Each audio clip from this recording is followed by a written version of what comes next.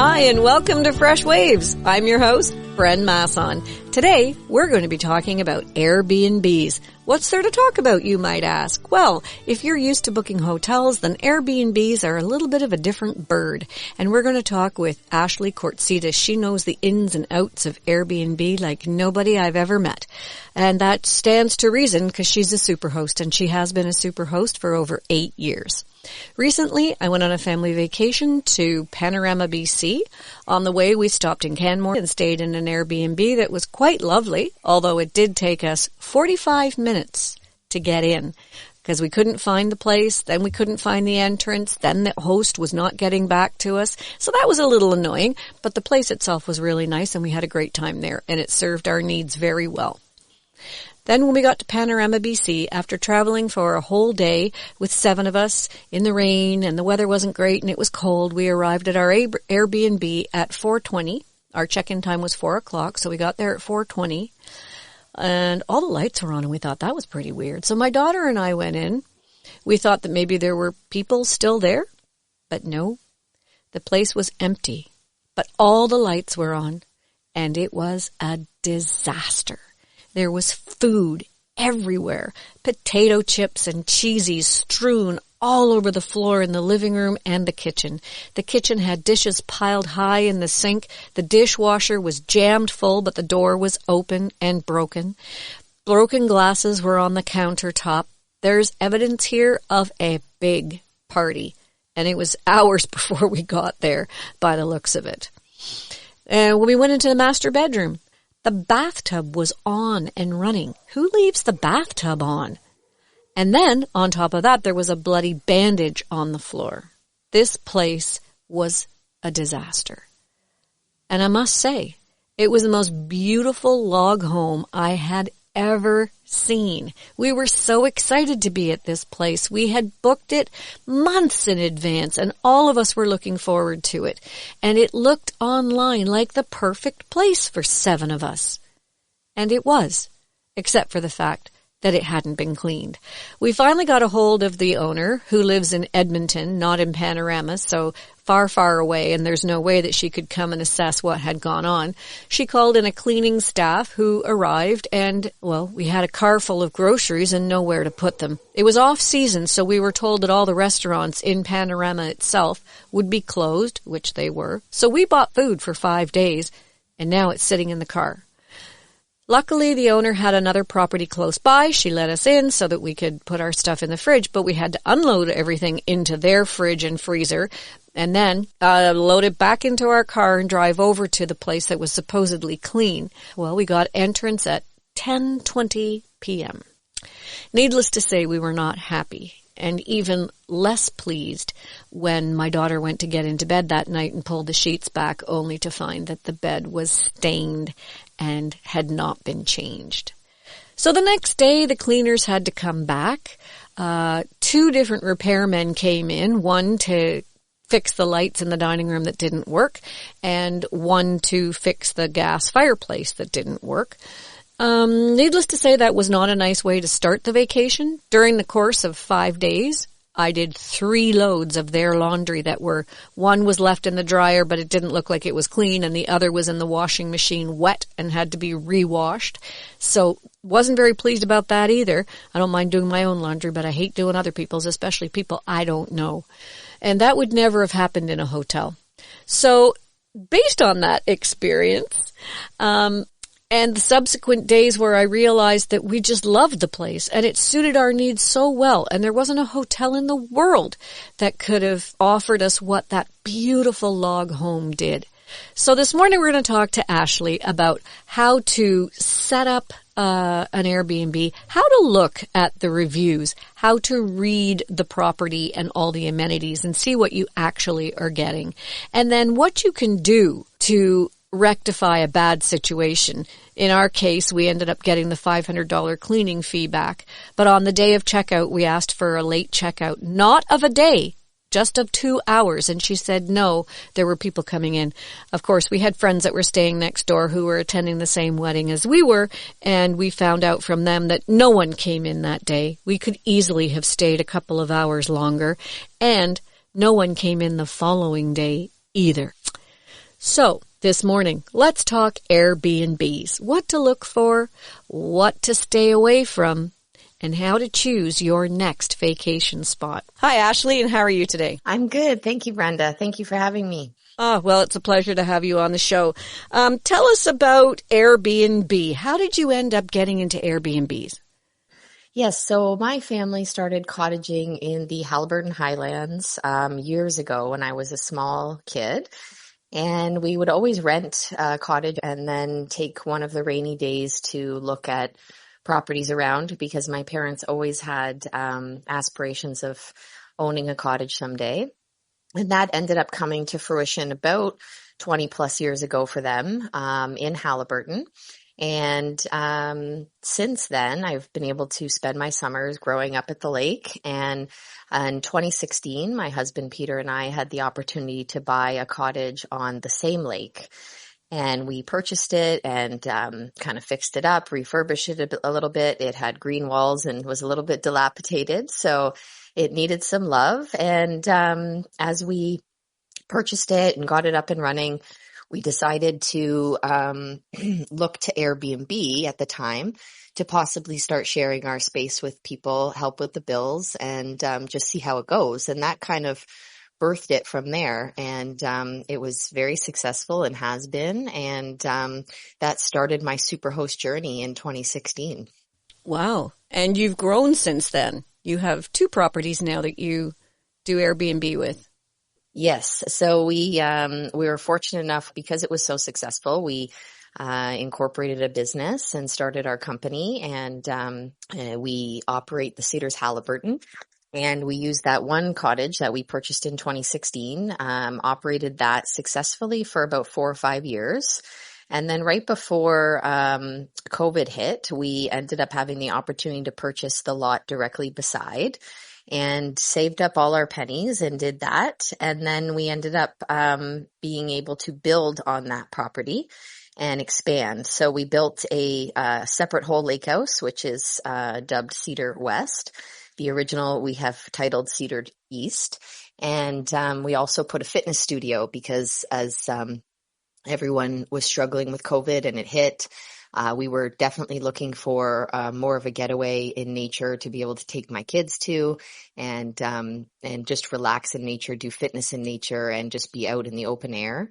So for us and our priorities, we thought it best to start something in the fitness that we could do up there in addition to the properties. So it's grown from there. So we have 2 cottages as well as like a yoga studio and a fitness area. And now I share both of them on Airbnb to anybody who would like to come and have a little bit of paradise. Well, they are very paradise-like, I must say, being that I'm on the same lake as you are. Thank you. Yes, and it has wonderful neighbors and a wonderful network, and it's a beautiful, quiet lake. So we really promote serenity and relaxation and an opportunity to rejuvenate, to go back to your 9 to 5 or your busy life. Everyone has something going on. So to be able to come up and just have a weekend away in the quiet can really do wonders for you. Mm-hmm. I know that every time I have an opportunity to go up north for the weekend, it's a mental wellness getaway for me. So it's been really, really nice. And to be able to share it with people is nice as well because it helps pay the bills, but it also gives other people an opportunity to experience a space like that when they might not be able to. So let's be clear about one thing. When you're saying share, you're actually not sharing. You rent it out. So it costs people money to rent your units. Yes, absolutely. So through Airbnb, they review our listing and then book the place, so to speak, like you would book a hotel. Mm-hmm. They're able to kind of tour the property through photos and a description and everything that I've listed about the property, all of the amenities on Airbnb, so they know exactly what they're coming to. And then they have a welcome guide that gets sent to them prior to their check-in, and they're able to pay for the space through the Airbnb platform. It's a secure platform, and a lot of people like it around the world. I know that sometimes it gets a little bit of a bad rap for, promoting parties or having unruly guests, but we can discuss that further. But it's really actually a wonderful, safe platform. as long as, the hosts are putting up properties that are safe and reputable and ready to host people, and they're showing the way that they, exactly what they're coming to. So I'm a big proponent of that, and for safe, bylaw respecting spaces. And then they rent them from me. The payment comes directly through to your account. As an Airbnb host, you can set that up to be automated. So that's all easy in terms of e-commerce side of things or money transferring. Mm-hmm. And then they come, and I use the word share, but yes, they are renting to come and stay in the space like a hotel. But it's really more of an experience with Airbnb. You can rent a hotel or, buy a room and stay and visit a city and do tourist things, or stay in your hotel room the whole time, whatever your prerogative is. But with Airbnb, I find it to be more of a sharing experience. We want people to come and use the property like it's their own, like they're coming to somebody else's house, and it's more of a personal experience than perhaps you may get with a hotel. Mm-hmm. Well, I find that I prefer Airbnbs to hotels. But what I've found recently in my experiences with Airbnbs is that a lot of people in the, say, 60 and over age bracket don't really know a lot about Airbnbs. And even people in younger age groups who use it all the time are, in essence, afraid to leave an honest review for fear of being, if they say anything negative, they're going to be deemed, an unlikable guest, even if their complaints are legitimate. And I have also found that people who are first-time Airbnbers don't understand what an Airbnb actually is. And they don't understand the questions to ask. So I'll give you for example, friends of ours, for the first time ever, rented a gorgeous house in BC for their son's wedding. And they were so thrilled to have this property that was going to house everybody together. Everyone would have their own separate rooms, but they could come together for meals and conversations. And when you're planning a wedding, that's kind of an important thing to do. And they preferred it to the hotel experience because, 9 times out of 10, when you book a hotel and you say you want 10 rooms together, you get 10 rooms scattered all over the place.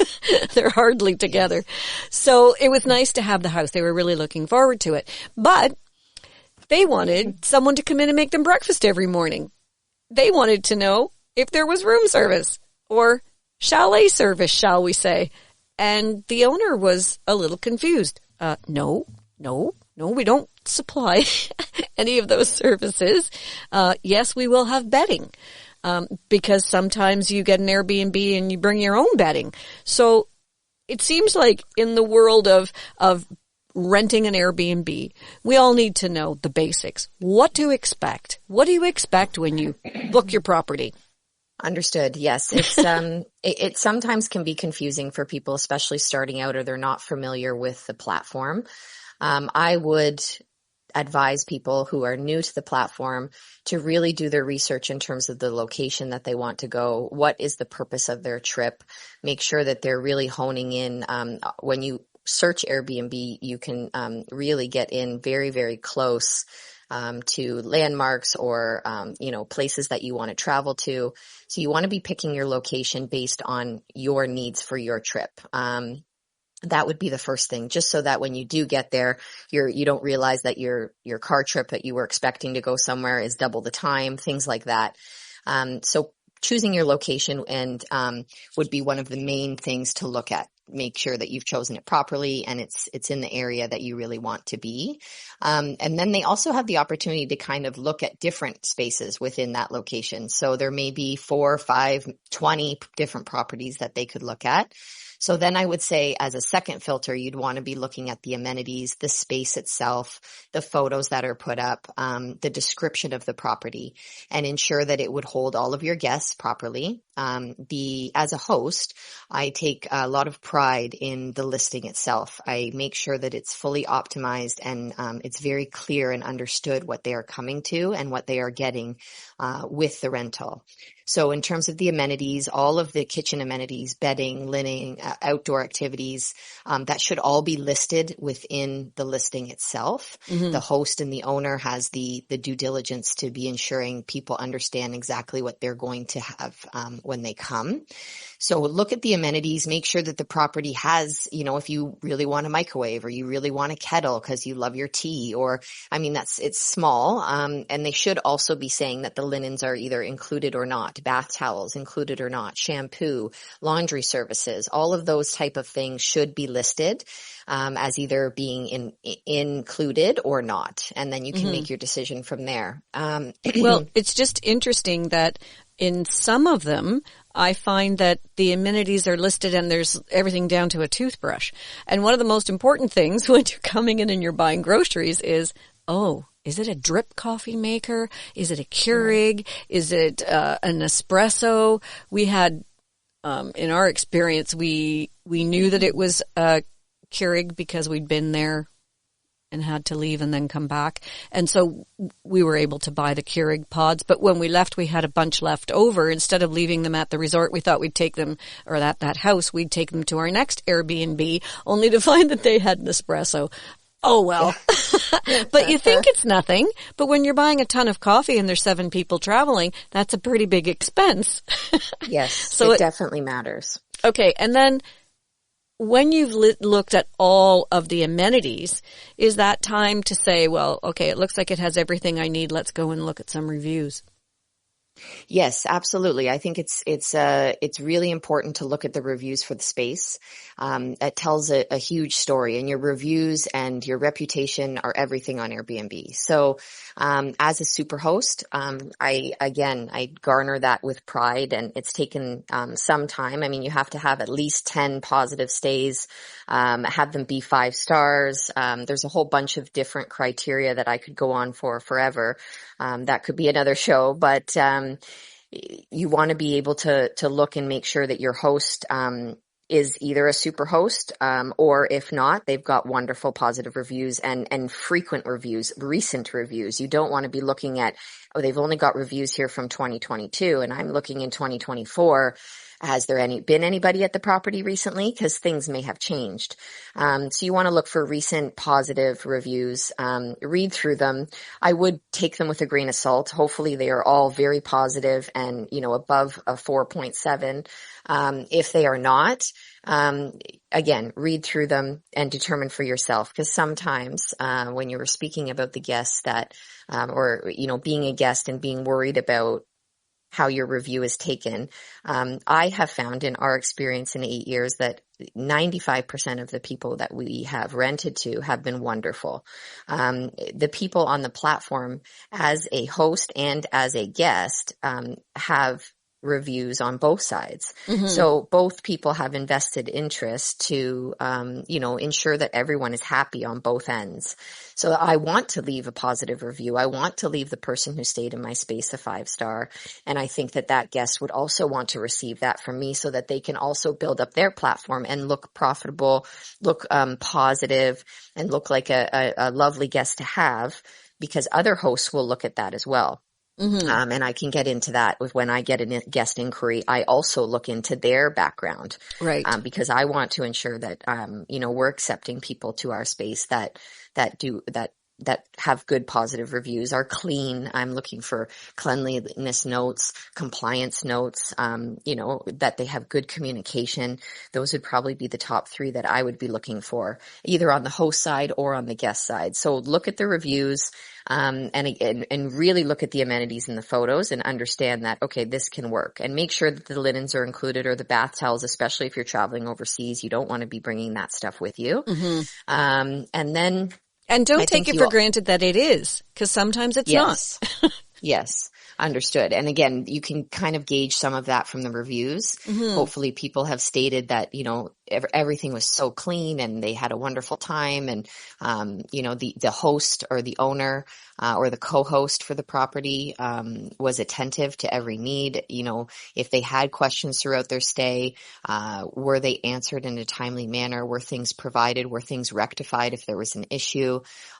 Sometimes the reviews will say that. So I would just be looking for all of those throughout the reviews. Yeah, I saw a number of reviews on the different properties, because obviously we didn't just look at one and pick it. We looked at a number of different properties. And from my review of the reviews, if you'd like, I was able to determine some things that stood out and were repeated over and over and over again. Beautiful place, 3 fireplaces, no wood. And that was said about at least 6 times of one property. Another property, pool table, and all the reviews were beautiful property, lovely pool table, every single cue was broken. We asked that they be fixed or replaced, and by the time we left, we still hadn't had a pool cue or a game of pool. Now, if that was said once, I would think, okay, so yeah, obviously, you can have a guest that breaks the pool cues and doesn't bother telling you. But when you see it 6 times in the last year, say, I think you have to take heed of that. Yeah, absolutely. And let's say if we went back to the wood property, for instance, as an example, there isn't an option on Airbnb as an amenity, that I'm aware of, to mark down whether or not your property has wood. You can note if it has a stove. It really kind of narrows down more to the actual item itself, not necessarily the products you would need to use the item. So that being said, that's where host compliance comes in. And I co-host for properties. I'm an Airbnb ambassador and co-host for the Kawarthas region.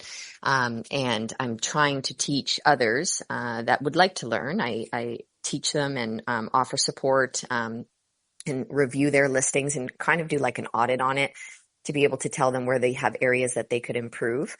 And so a huge component of that leads back to the wood that I always refer to is the guest communication.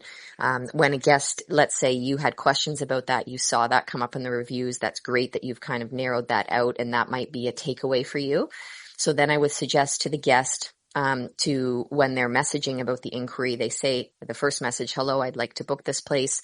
From a host perspective, it would be lovely to have a little bit of a bio. I don't need to know everything about you, of course, but the number of guests, perhaps the purpose for your trip, how you're intending to use the space, that really sets a nice tone for a good interaction, and it makes the host feel good.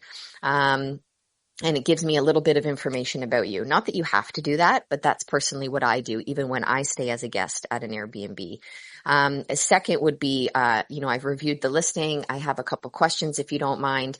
On the host side of it, we welcome all questions up till I'm available 24/7. I think all hosts should be, especially when the person's on the property. Yep. My phone could ring at 4 a.m. and I will answer your call. And you know what? I wish that was the way it was.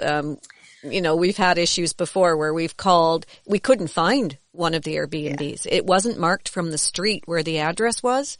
And we waited on the street for 45 minutes for a response from the hosts who knew we were coming in that day. I would say, I don't expect you to be available at 4 o'clock in the morning, but I certainly expect you to be available between 4 and 5 on check-in day when you check in between 4 and 5. Absolutely. And see, this is, I think, what might make some people have trepidation about Airbnb is it only takes one bad experience, whether it's at the grocery store or the gas station or, you name it, at work. Those things can leave a lasting impression on people. And unfortunately, not every host is the same. So those reviews really come into play, and they may have wonderful reviews, but it's unfortunate that you had to deal with that, because I would be available in terms of the check-in and things, and I'll get back to the wood in a second, but on Airbnb, they don't have the exact location listed. It gives you the street, and it can narrow down with the map as to a pretty exact location, but some people might not have their marker number, their actual unit number listed. And what is supposed to happen is you are supposed to get an arrival guide either 24 or 48 or a week before. The host can set that within the platform as to when they want their guests to receive an arrival guide. In that guide, it should have directions. I provide directions from all major highways. It should have the exact municipal address and the exact entry information. That's all listed within your arrival guide. So if there's a lockbox, it's going to tell you the code and all these things that you would get in this arrival guide well ahead of time. I also, on top of that, and I do believe a lot of superhosts do this, and perhaps it's part of what sets them apart, is once the inquiry comes through, I've answered some of your questions, I send a welcome information package. A lot of people like to stay within the platform, and we can continue to message through the platform. That's absolutely fine. If people want to discuss things via email or outside, I know some hosts say no, stay on the platform. It's quite a hot topic. I will communicate with the guest however they like. I would suggest for hosts, just to be compliant, to keep everything level, understood, communicable. If there's any communication outside of the platform, let's say it's easier for them, or you traveling and you might not always have cell service, or you just prefer to read it because you want to receive it in an email, I'm happy to send that package or the directions via email. But I'm just going to log in the notes, in the messages within the app. Hi Brenda, so happy to chat with you. I have sent you an information package and directions via email as well. If you have any further questions, let me know. So if there's any communication outside of the platform, I kind of just mirror it back and summarize it within the messaging on the platform. Because if there's ever an issue after the fact and you need Airbnb support, either as a guest or as a host, they need to be able to see evidence of either the issue, the question being asked and not answered, just documentation of what it is within the app platform. That secures both the host and the guest. So I would say to you, if we were going back to your 4 or 5 p.m. check-in, let's say she said to you, you're welcome to text me anytime, because, perhaps a text is a little bit quicker than the app. If you were having continued trouble and you weren't able to text her, or you texted her and she wasn't receiving your messages, wasn't getting back to you within 5 or 10 minutes, or immediate, I would then start messaging through the app, so that you as a guest have documented your issues. You're trying to get a hold of her. There's a timestamp within the message. There's a read receipt within the message, so that if you ever want to complain back to Airbnb or further issues arise from it, you've kind of documented with a timeline that you're there to check in and you're trying to reach her and she's not available. In terms of the wood piece and even the arrival piece, what would come in my check-in message, because we have cottage properties that have wood burning fireplaces or outdoor fire pits for people, I personally do not supply firewood. For some larger groups, if they want to include it, and I customize their experience a little bit more. That's part of what we do. Not all Airbnb hosts do this. It's kind of what you see is what you get. So again, doing your due diligence with your research is really important. But I do sometimes provide wood, and I'll make that very clear. But if I am not providing the wood, I make that very clear in my guest communication. So in that welcome package, it's saying exactly what is included, and then the other things that aren't included that they might want to bring to maximize their stay. For instance, firewood. And then I also say where they can purchase it locally and how much approximately it would be. I give them a list of the amenities, particularly the kitchen amenities, and I advise which coffee makers I have. I advise that I have muffin tins. I advise that there are soap, dish soap, dishwasher tabs, several starter dishcloths, there's starter toilet paper. I actually do hotel-like sample toiletries for people. So shampoo, and conditioner and a bar of soap, some toothbrush. There's a wonderful Canadian company that we use, and you can kind of pick and choose and put it out like a hotel.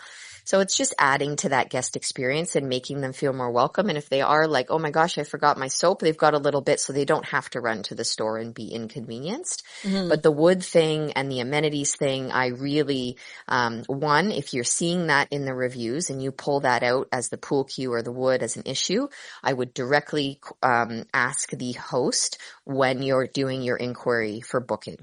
Have your questions kind of lined out. Send it in 1 or 2 messages. You don't want to keep going back and forth, I would say. Try and keep it concise, and list them all in one message so they can be addressed fully.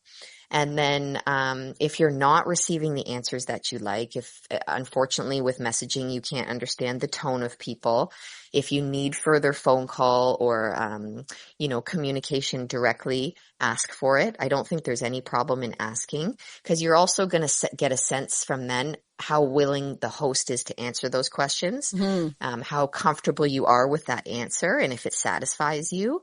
And then you can kind of say, okay, I understand they don't provide wood. I'm happy I asked, and I'll come prepared.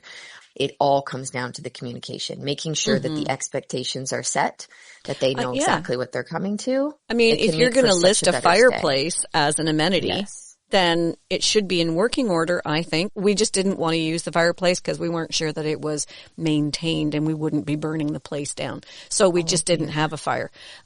I think when maybe they've got too many properties going and running it like a business the way they were, they may not be able to handle the load that they have.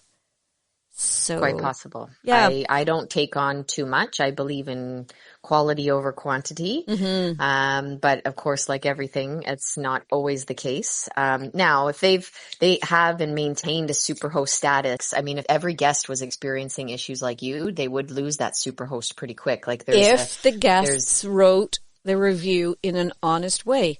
If they don't want to get labeled, they may just say, great place, loved it, lots of room, and may not mention that, oh, by the way, in the middle of a really cold snap, you are not allowed to use the gas fireplace. Yeah, it really comes down to when you're giving a review as a guest, and there's several sections that you have to complete as you go through your review, and you're leaving your review, and you are giving a rating of 1 to 5 stars. You can choose.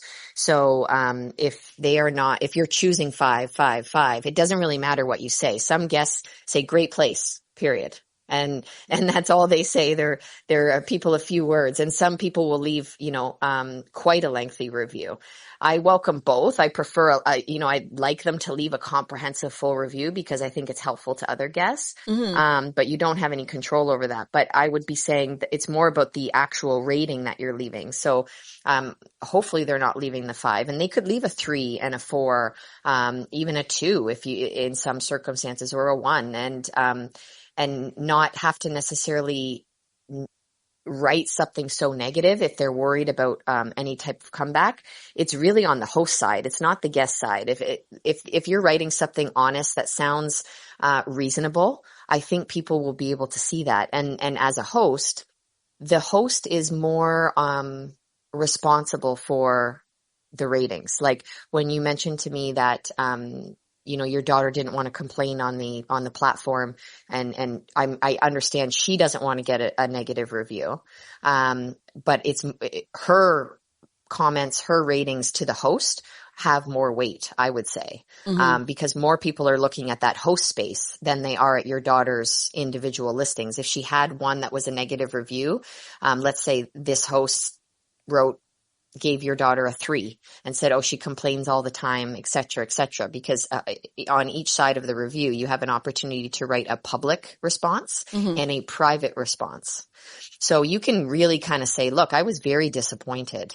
Your place is beautiful, and I wrote that in the public review, and I've noted a few things, but I really want you to understand from a guest perspective, this, and this could have been so much better and made all the difference for us. You're able to write that in the private note. That's what it's for, so that you can kind of be more expressive if you don't want those things mentioned publicly. So I would really encourage guests to take advantage of the public review, which comes first. You do all your 5 stars under the categories, and then comes your public response, and then comes your private response if they're not aware how the review process goes. That's the order. And then as a host, the same thing. But as a host, you also say one of the indicators is, would you recommend this guest to other hosts? And unless they're terrible, most of the time you're getting a yes, even if your daughter had a few complaints, especially if they are reasonable. So I wouldn't worry about that so much. I think it's more, again, weighted on the host side. And then also, let's say she gave your daughter a terrible review. Let's say she said, no, I will not recommend her to other hosts. What happens on the back end of that is next time your daughter goes to rent somewhere and that host can see that. They can see that this other host rated her this way and didn't recommend her. It doesn't preclude your daughter from still inquiring, from still renting. She might not be able to instant book. If the property had that on, she would have to inquire. It kind of acts as a little bit of a safeguard for future hosts. But of course, you're hoping that when the host actually clicks that button, it is very intentional and it's true, right? As a host, I would never want to be giving a malicious or fake review on a guest because it can impact the guest. We've got to take a little break now here at the station. And this morning we're speaking with Ashley Kortsidas. She runs two really amazing properties in Haliburton, Cedars East and Cedars West. We're talking about Airbnbs, what's involved in being a superhost, what's involved in being a guest. And after the break, we're going to talk a little bit about some of the extra fees that we see when we go online to book an Airbnb and what they mean. So do stay tuned. We'll be back right after this. Hi, it's Bren, host of Freshwaves. We are back in the studio. We're talking with Ashley Kortsidas this morning about Cedars East and Cedars West. Well, we're talking about Airbnbs in general, but those are her two properties, Cedars East and Cedars West in the Haliburton Highlands, just outside of Haliburton itself.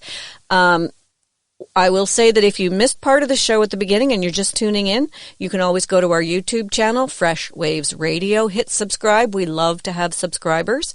We will be doing a part 2 of this, so you may want to make sure that you do go to our YouTube channel just so that you have access to all the information that you're going to need to know going forward with Airbnb, both as a guest and as a host.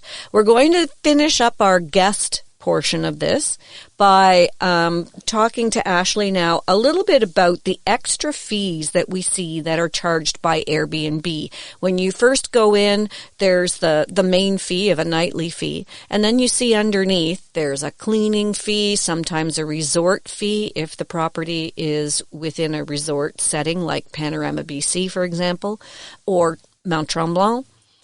Where extra charges are involved. So, Ashley, tell us a little bit about these extra charges on Airbnb. Yes, so they've actually increased recently. Airbnb used to have some of the lowest fees, under 5%, for what the guest would be able to see, and even host fees. It made it quite profitable to come on the platform opposed to renting with a separate kind of vendor or rental company that often charges 15 to 20% on the actual host or owner. They take that off of the top.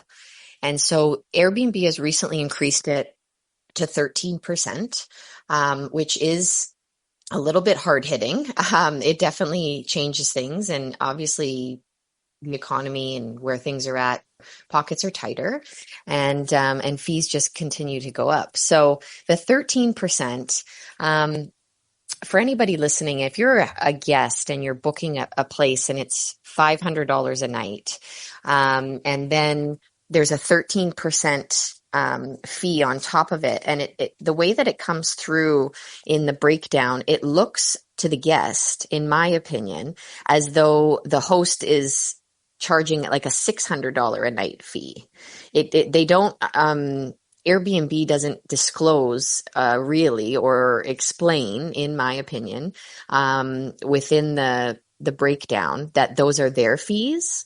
So I think a lot of guests, just because it's not openly said or noted, from what I have found, that they assume that the property owner is upped the price or that they're collecting all of that. So it's actually not the case. So if the guest is paying, let's say, $1,000 for the entire stay, that owner is only receiving probably high 700 or, 820 after the 13% comes off and things like that. So it's being charged to the guest, but it looks as though that the nightly is higher. And so the 13% has gone up. A lot of places like Tremblant, commercial places, vacation spots, they operate and add in a VAT, a vacation accommodation tax, or a MAT tax. And it will be listed. It should be listed within the listing. So it would be something I would look for when you're going through the pricing of the property and the breakdown of the fees. It's on its own individual page when you are inquiring. Be very aware of that and understand what it means and why maybe it's being charged. For instance, that's obviously a resort fee. They might have that as part of the legality for their space. They might have to operate that to be able to use, let's say, the Tremblant commercial name and brand. That might be why they're doing it. It's certainly not that it would be going back into the owner's pocket as extra. If those are listed as VAT or MAT, they are being taken off and not going to the host and going to the proper entity that they are set for. The way that I can speak to that would be for the Haliburton Highlands. There's been a recent short-term rental bylaw set in place. There are 4 municipalities. 2 of them are active and 2 are up and coming. Kind of in an education phase, but it is coming through quicker, and other counties throughout Ontario are following suit and have followed suit. And for Dysart, so to speak, which is the municipality that I operate within, the Cedars Haliburton, they are requesting a 2% municipal accommodation tax, a MAT tax. So it is my due diligence and responsibility as an Airbnb host to put that in as a fee, and I label it as such that it is a MAT tax. And if anybody has any questions about it, I haven't received any so far. I would just explain what that is. I have and what put is a it? little bit. So it's a tax that has been imposed upon me as the short-term rental operator to collect from my renter in order to pay back to the county that I operate in. So it's a municipal kind of a tax. Yes. So it's a tax going to the county or to Tremblant as a company, or to Blue Mountain. So it comes out, it's like a tax for operating my short-term rental within that space, within that location. I was just wondering what MAT stands for. Yes, so that's a municipal accommodation tax. Okay. Whereas the VAT is something people see more when they travel, and it's like a vacation accommodation tax, I believe. Mm-hmm. And some governments or entities would label it as that, like you have to pay that before you leave the country, right? On your goods and services, or if you've got things to declare and you're bringing them back over the border, you typically see the VAT used, whereas the MAT is used more internally within the country. Okay. So, or the province, for instance. So that's why it's a MAT tax here, and it's 2%.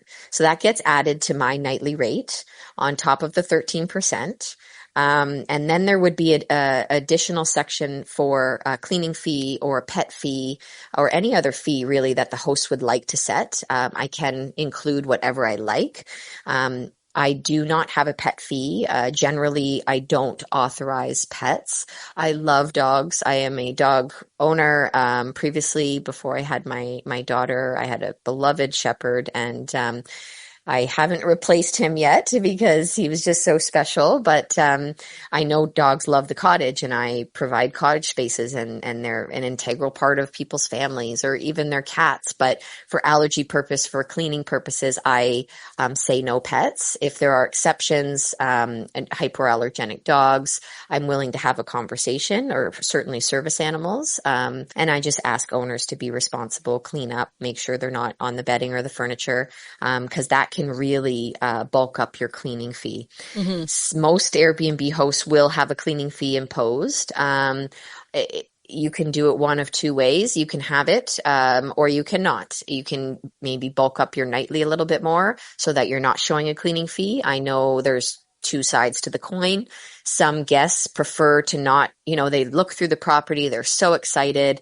They're like, this is where I'm going to stay. Let's start the booking process. And they get to the booking page and there's all these fees. Mm-hmm. And it's kind of like, you get to the grocery checkout and you've got all this stuff and you thought you bought so many things on sale and you did a great job, and they start ringing up and you kind of feel deflated, so to speak, Mm-hmm. Oh, it's a lot more than I thought it was going to be. And it can be slightly a bit of a negative experience. And I personally try to limit the fees that are shown, limit the arduous kind of process of adding things and making them think, oh, how much am I really paying for this place? I kind of feel misled. I looked at the nightly and now it's actually $600 more because of all these fees. So myself as a host, and not everybody does this, and it's everyone's prerogative, but I try to limit the number of fees that someone sees on checkout to add to the overall experience. I make sure that I've properly optimized and priced my nightly to reflect what I need out of it for operating costs and for cleaning. There's also something to be said that in terms of the guest communication piece and the expectations, I have a checkout list of what to do for cleaning, and we can get into this. I have it on site, posted in plain sight. It also comes within my guest communications, like my information package, and also in my welcome message and my departure message. Just again, reiterating, setting expectations, just touching on it, thanking them for leaving it tidy and respectable. So I don't put a cleaning fee in, because I also have found that when I did put a cleaning fee in the past, people looked at that fee and thought it's $300 or $350 or $500, whatever it may be. $500. That was for the some standard spaces. When we were out west. It was every place wanted Yes. $500 in cleaning. Good Lord. But then they expected me to do the dishes before I left. I take exception to that. Yeah. And I totally understand. And it might be for the space, the rate of cleaning in the area. It might be, for a rural property, a cottage property, cleaners are hard to find. Good cleaners are hard to find. And that's a huge part of our reputation, is what people are coming to, and you read that through your reviews. So, I want to make sure, if I am paying a cleaning fee as a guest, that, everyone says this place is spotless, so that, it is coming through to the next guest. Like, the property is being maintained and upkept, and what I'm paying for is actually being done, so to speak. So I would say that with the cleaning fee, look at it, see if it's within your budget, understand that there's going to be 13% in terms of taxes and fees for Airbnb. There may be a MAT tax, especially if you're now looking to rent within Ontario. I think it's pretty standard everywhere now, and moving to the northern municipalities. If there's a pet fee, if there's a cleaning fee, of course, a pet fee will not apply if you have not ticked off that you're having a pet. That would be something that you would have to enter when you're entering your guest number as well. So those fees will only be applied, obviously, if you have kind of decided that you're going to go that way.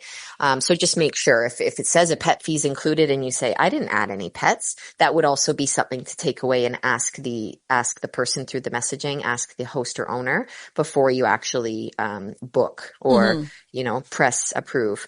And I would say for the pet fee, some people do put that on. That would be a communication piece. Do you have a hypoallergenic dog? Can it be reduced? Or do you have, a huge Labrador that sheds, or a golden retriever? There's a difference there. So again, that needs to be kind of ironed out in the messaging if you didn't want to pay an exorbitant pet fee, if there was one.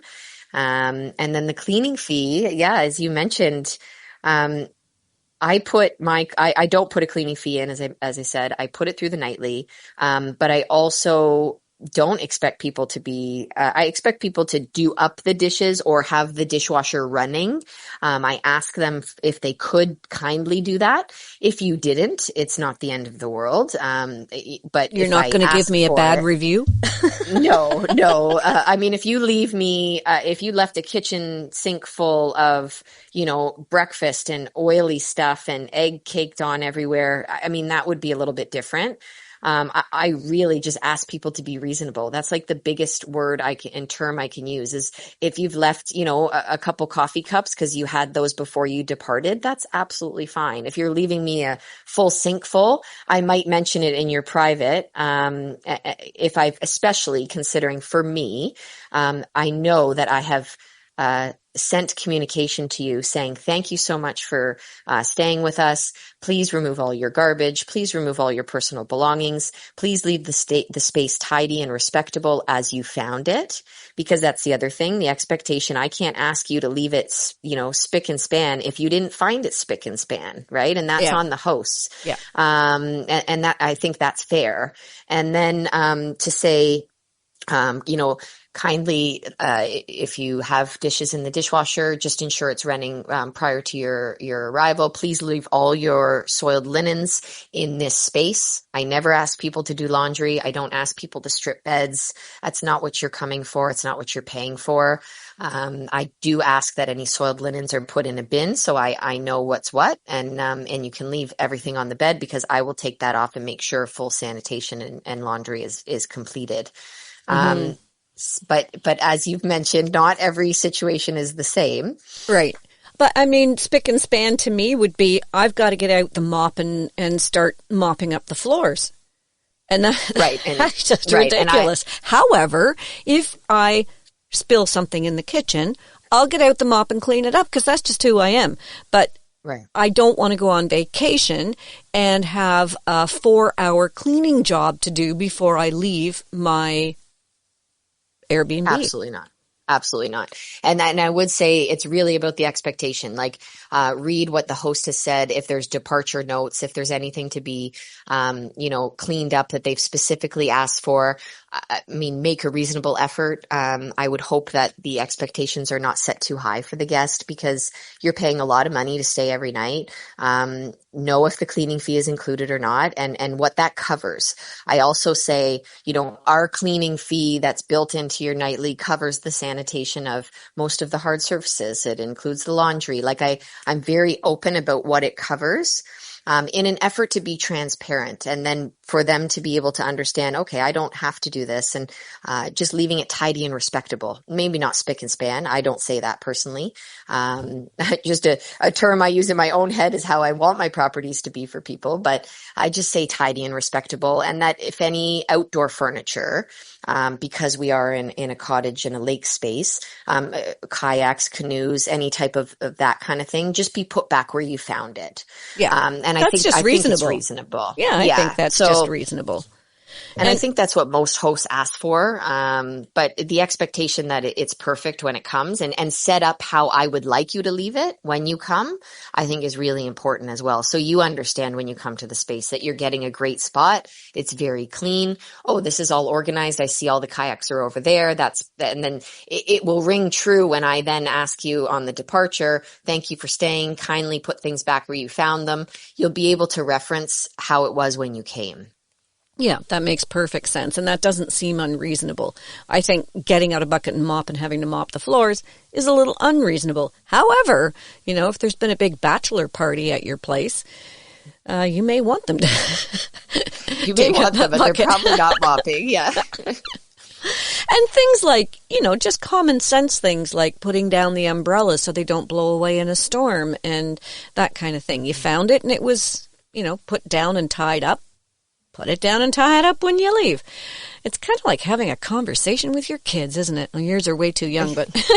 Yes, I agree though. And I also, from a guest perspective, I would suggest to people just one more way to be prudent, diligent, but also as a safety net for yourself within the app. If you're having any trepidation or you're worried, it's just better to be safe and sorry. And so you could say, most guests don't send a message, or they'll just say, thank you. Got it. We had a great time. Thank you so much.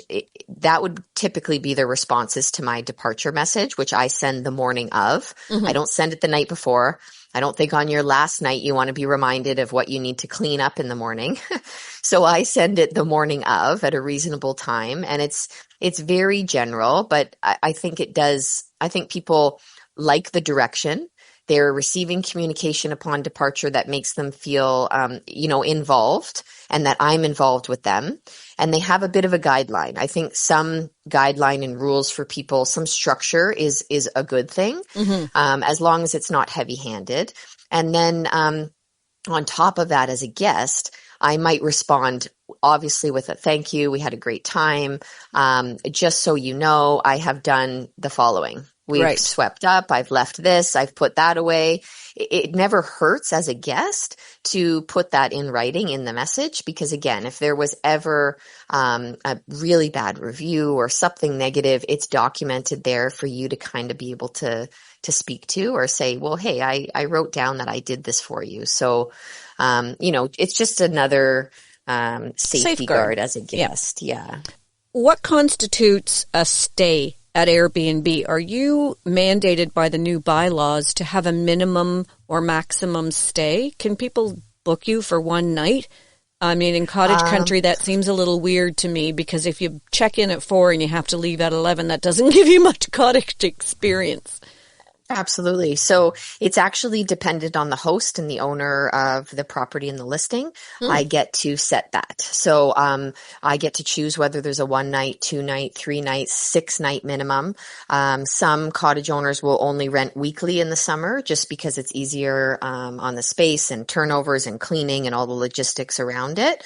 I personally, at the Cedars Halliburton, we operate whether you're having east or west, or you book both combined. We operate on a 2 night minimum. And in the summer, we'll welcome anything from a week or 2 weeks if you'd like to stay. We have had longer than 1 week stays, but it's obviously not as typical. The 2 night minimum is mostly common, so people would stay a Friday to a Sunday. But it really is dependent on the space. There's nothing in Airbnb that has a minimum or a maximum. It's whatever that property owner decides to put. Well, we're running out of time here on Freshwaves. This happens to us so often. We're going to have to do a part 2 about how you become a host, because we don't have time to fit it in today. Before we go, though, I would like to ask one more question, and that is about how to get a hold of you and get more information if they need to. Absolutely. Thank you. I would love to do a part 2. I think there's so much information, and it's helpful for more people to learn about it and be able to experience the platform in a positive way. For me, we do actually have a separate website that we operate for our rentals. It's www.thecedarshalliburton, all one word, .com. You can find us on Instagram and Facebook. Our handle is at The Cedars Halliburton. And my email is ashley@thecedarshalliburton.com. Yeah, happy to answer any questions for anybody. When you do visit our website, you can book directly from there, and it will link to our Airbnbs if that's how you would like to continue with your booking process. And I can't wait to talk more about hosting, co-hosting, what it takes, the expectations, and all that fun stuff. Well, thank you so much for joining us this morning, Ashley. We've really enjoyed talking to you. There's been some great information, like I said at the beginning of the show and the middle. If you would like to hear more of this show or want to hear it again just so that the information gets right in there, you can go to our YouTube channel, Freshwaves Radio. Hit subscribe. We love to have subscribers. And again, thanks, Ashley. It's been a lot of fun. Thank you so much for having me. This is Bren Masson, host of Freshwaves, signing off. Until next time, everybody take care of each other. Have a great week. We'll talk to you again next time.